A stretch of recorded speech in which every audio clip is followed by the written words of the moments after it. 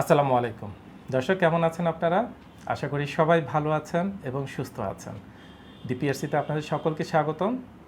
দর্শক, স্ট্রোক বিভিন্ন সময় আমরা দেখা যাচ্ছে যে বিভিন্ন কারণে আমাদের অনেক পেশেন্ট আছেন যারা স্ট্রোক করেন। অনেক ক্ষেত্রে দেখা যায় 15 বছর 20 বছরের পুরাতন স্ট্রোকজনিত কারণে যারা প্যারালাইজড হয়ে গিয়েছেন, জীবনের আশা প্রায় একরকম ছেড়ে দেন। আমাদের কাছে এরকম অসংখ্য ফোন আসে, ভাই আমি প্রায় 10 বছর আগে আমি স্ট্রোক করেছি, 15 বছর আগে স্ট্রোক করেছি, আমি কি ভালো হব, সুস্থ হব? তাদের জন্য বলছি, অবশ্যই আপনি ভালো হবেন যদি আপনি সঠিক চিকিৎসা সঠিক সময় পান এবং সঠিক গাইডলাইন আপনি পান। সুস্থ হওয়াটা শুধুমাত্র সময়ের ব্যাপার। দর্শক, আমার সাথে এখানে আজকে যেই ভদ্রলোক বসে আছেন, ওনারও ঠিক একই অবস্থা হয়েছিল। একরকম প্রায় আশা ছেড়েই দিয়েছিলেন, কিন্তু সঠিক চিকিৎসার কারণে আলহামদুলিল্লাহ আজকে অনেকটুকুই উনি সুস্থ আছেন, ভালো আছেন। ওনার সেই কথাগুলোই আজকে আপনাদের সামনে উনি বলবেন। তার আগে আসুন দর্শক, ওনার সাথে একটু পরিচিত হয়ে নিই। আসসালামু আলাইকুম। ওয়ালাইকুম আসসালাম রহমতুল্লাহি বারাকাতুহু। ওয়ালাইকুম আসসালাম। স্যার, আপনার নাম এবং পরিচয়টা যদি আমার দর্শকদের জন্য একটু বলতেন। আমার নাম মোহাম্মদ আবুল কালাম আজাদ। আমার ঠিকানা হচ্ছে জেলা যশোর, থানা আছে বেনাপোল পোর্ট থানা, গ্রাম হচ্ছে দৌলতপুর। আচ্ছা। আমি গত মে মাসের 1 তারিখে স্ট্রোক করি। তো আমি 2026 মে মাসে। 2026 স্ট্রোক করি। তো আলহামদুলিল্লাহ কয়েকদিন চিকিৎসা নেওয়ার পরে, স্ট্রোকজনিত চিকিৎসা নেওয়ার পরে থেরাপির জন্য আমার পুরো বাম পাশটা হাত এবং পা পুরো অবশ হয়েছিল। আমার কোনো সাড়া ছিল না, হাঁটতে পারতাম না, কোনো কিছু ধরতে পারতাম না। তো আলহামদুলিল্লাহ ডিপিআরসিতে থেরাপি নেওয়ার পরে আমি 1 মাস কয়েকদিন হলো আমি আলহামদুলিল্লাহ এখন হাঁটতে পারি, কিছু ধরতেও পারি, সুন্দর মতো হাঁটতেই পারি আলহামদুলিল্লাহ। আচ্ছা, তো যখন আপনার স্ট্রোক করলেন এবং দেখলেন যে আপনার এক পাশ পুরোপুরি অবশ হয়ে গেল এবং চলার শক্তি আপনি হারিয়ে ফেলেছিলেন, মনোবলটার কি অবস্থা ছিল তখন? মানে মানসিকভাবে কি অবস্থায় ছিলেন তখন? তো আসলে স্ট্রোকজনিত কারণে আমার মানসিক শক্তি একেবারে হারিয়ে ফেলেছিলেন? ওইভাবে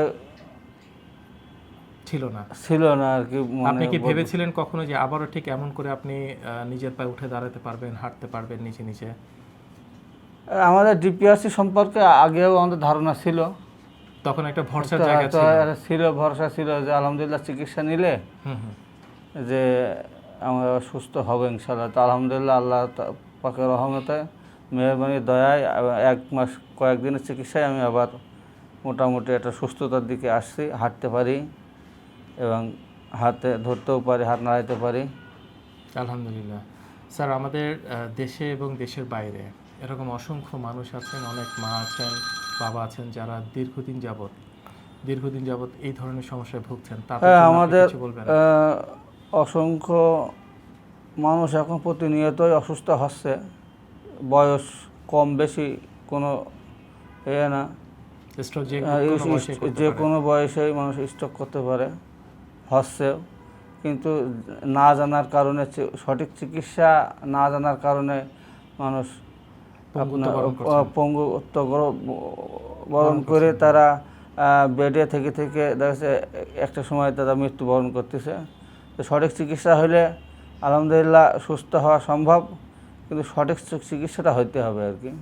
আলহামদুলিল্লাহ। আর যদি বেশি স্ট্রোক করার পরে যদি বেশি লেট করা হয় ডাক্তারের কাছে আসতে থেরাপি নেওয়ার জন্যে, তাহলে দেখা যায় অনেক সময় হাত পা শক্ত হয়ে যায়, রগগুলো শক্ত হয়ে যায়, তখন সময় লাগে, একটু সময় বেশি লাগে। কিন্তু যদি দ্রুতই আসা যায় তাহলে অল্প সময়ে সুস্থ হওয়া সম্ভব, যেটা আমার দ্বারা বুঝতেছি আর কি। যে আমি একবারে কোনো সময় নষ্ট না করে আমি একবারে সঠিক সময়ে আসছি এবং অল্প সময়ে আমি সুস্থতা লাভ করছি আল্লাহ পাকের মেহেরবানি এবং দয়া। দর্শক, শুনলেন, এরকম হাজারো পেশেন্ট আছেন আমাদের কাছে, অনেক আশা নিয়ে আসেন এবং সম্পূর্ণ সুস্থ হয়ে স্বাভাবিক জীবনে ফিরে যান।